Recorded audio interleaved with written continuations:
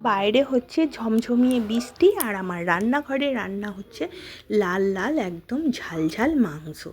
যারা খিচুড়ি প্রেমী এই ওয়েদারে তারা খিচুড়ি তো আগে বানাবে।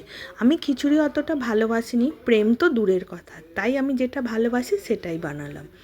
সকাল থেকে মিলবো কি মিলবুনি এই দোটানায় পড়ে অবশেষে তরকারিতে জল ঢেলে ছাদে এলাম। দেখো ছাদটার কি অবস্থা, পুরো শ্যাদলা পড়ে গেছে, মানে হুড়োহুড়ি পাজরাপাজরি করলেই একদম স্লিপ খেয়ে নিচোয়।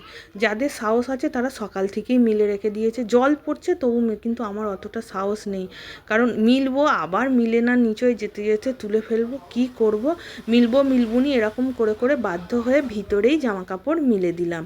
চলো অনেকক্ষণ এসেছি, কারণ তরকারি নিচোয় ফুটছে রান্নাঘরে।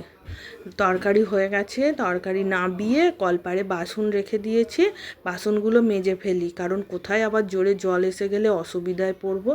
চলো আজকের ভিডিওটা এই পর্যন্ত। যদি ভালো লাগে অবশ্যই লাইক করো, কমেন্ট করো, শেয়ার করো।